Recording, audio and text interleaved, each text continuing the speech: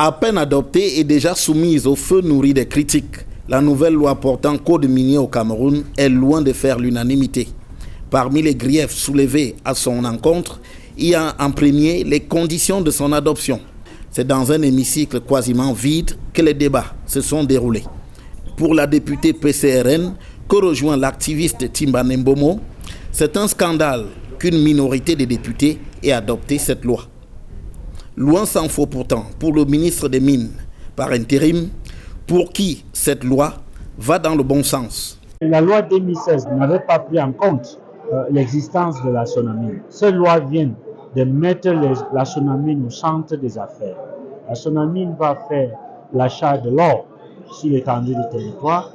La SONAMIN va représenter l'État non seulement pour les 10% des dividendes, mais pour le partage de production.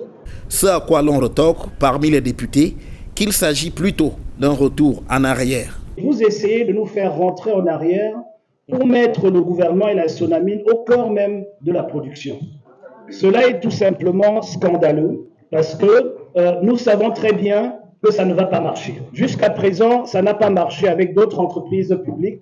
Je ne vois pas pourquoi ça commencerait avec la SONAMIN demain.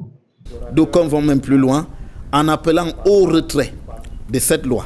Le projet qui nous a été soumis, malheureusement, n'a pas non seulement intégré la volonté qui veut décentraliser notre pays, mais aussi a donné la part belle à une société d'État qui malheureusement ne représente pas l'État à l'étranger.